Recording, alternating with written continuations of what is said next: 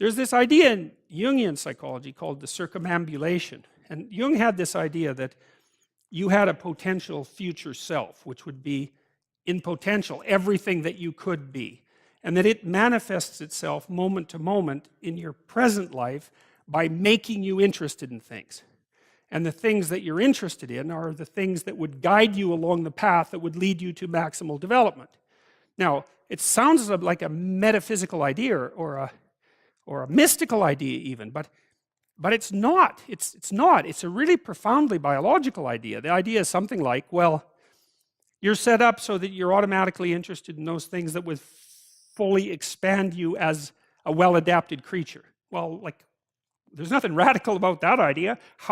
What else could possibly be the case? Unless there's something fundamentally flawed about you, that is what the situation would be. It's kind of interesting to think about how that would be manifest moment to moment, but the idea is something like, well, your interest is captured by those things that lead you down the path of development. Well, that better be the case. Okay, so that's fine. And so there's some utility in pursuing those things that you're interested in. That's the call to adventure, let's say. So, and the call to adventure takes you all sorts of places. Now, the problem with the call to adventure is, like, what the hell do you know? You might be interested in things that are kind of warped and bent. And often it's the case that when new parts of people manifest themselves and grip their interests, say, they do it very badly and shoddily.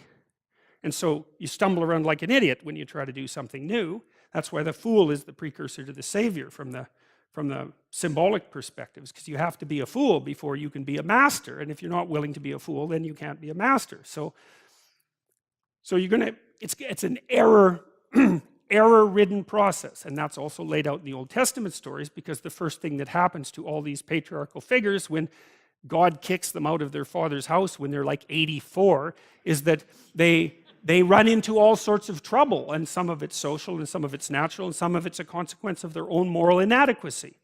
So they're fools. But the thing that's so interesting is that despite the fact that they're fools, they're still supposed to go on the adventure, and that they're capable of learning enough as a consequence of moving forward on the adventure so that they straighten themselves out across time. And so it's something like this. So this circumambulation that Jung talked about was this continual, we'll return to this continual circling in some sense of who you could be. You might notice, for example, that there are themes in your life. You know, when you go back across your experiences, you see you kind of have your typical experience that sort of repeats itself. And there might be variation on it, like a musical theme, but it's like you're circling yourself and getting closer to yourself as you move across time. That's the circumambulation. Now, you remember that for a sec, because we'll go back to it.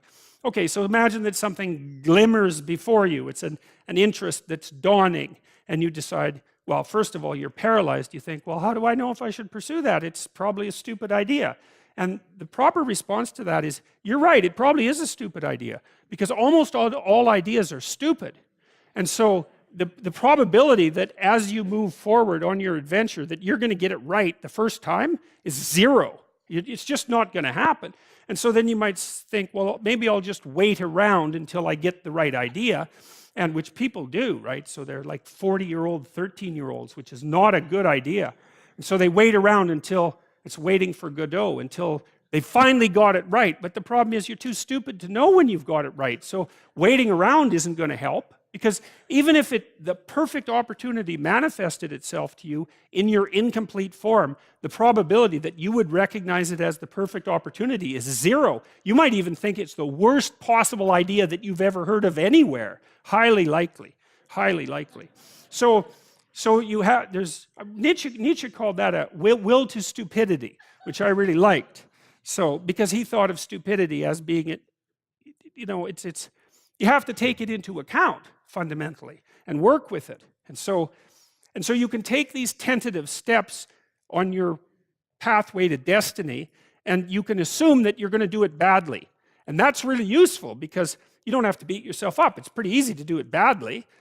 But the thing is, it's way better to do it badly than not to do it at all. And that's the continual message that echoes through these historical stories in Genesis. It's like, these are flawed people. They should have got the hell out of their house way before they did. And they go out and they stumble around in tyranny and famine and self-betrayal, and and violence, but it's a hell of a lot better than just rotting away at home. And that's great, so that's good. And so why is that? Well, okay, so you start your path and you think that you're heading, towards your star. And so you go in that direction. And then, because you're here, the world looks a particular way, but then when you move here, the world looks different, and you're different as a consequence of having made that voyage. And so what that means is that now that thing that glimmers in front of you is going to have shifted its location, because you weren't very good at specifying it to begin with, and now that you're a little sharper and more focused than you were, it's going to reveal itself with more accuracy to you. And so then you have to take it's almost like a 180-degree reversal. But it isn't, because, you've gone this far, and that's a long ways to get that far. But that's a lot farther than you would be if you just stayed where you were, waiting. And so it doesn't matter that you overshoot continually, because as you overshoot, even if you don't learn what you should have done, you're going to continually learn what you shouldn't keep doing. And if you learn enough about what you shouldn't keep doing, then that's tantamount at some point to learning at the same time what you should be doing. So it's okay. So it's like this. Now, what's cool about it, though, I think, is that as you progress, the degree of overshooting starts to decline, right?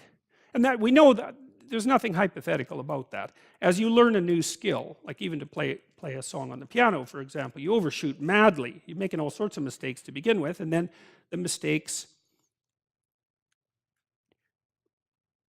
they disappear. There's a great TED talk, I think it was, about this guy set up a really advanced computational recording system in his home and recorded every single utterance his young child made while learning to speak.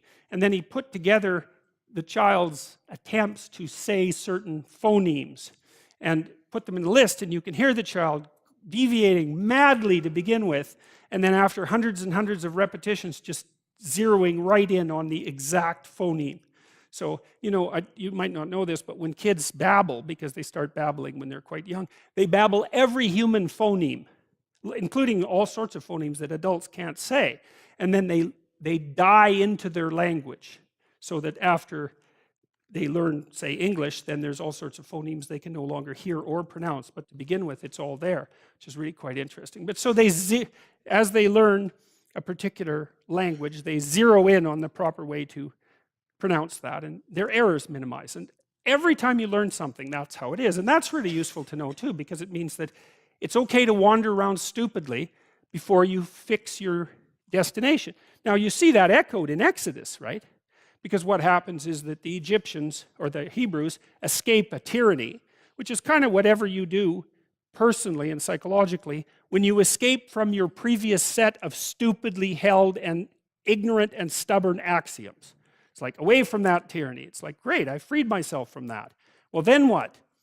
Well, you'd think, well, now I'm on the way. No, you're not. Now you're in the desert, where you wander around stupidly, and worship the wrong things until you finally organize yourself morally again and head in the proper direction. So that's worth knowing, too, because you think, well, I got rid of a lot of things, excess baggage that I didn't need in my life, and now everything's okay. It's like, no, it's not. You've got rid of a whole set of scaffolds that were keeping you in place, even though they were pathological. And now you have nothing, and nothing actually turns out to be better than something pathological, but you're still stuck with the problem of nothing. And that's exactly why Exodus is structured the way that it is. It's that you escape from a tyranny. It's, hooray, we're no longer slaves. Yeah, well, now you're nihilistic and lost. It's not necessarily an improvement.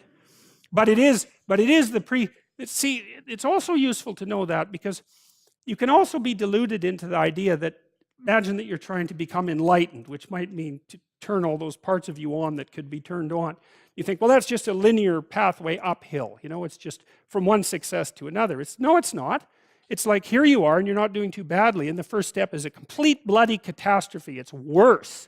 And then maybe you can pull yourself together, and you hit a new plateau, and then that crumbles and shakes, and bang, it's worse again. And so, because part of the reason that people don't become enlightened is because it's punctuated by intermittent deserts, essentially, by intermittent catastrophes.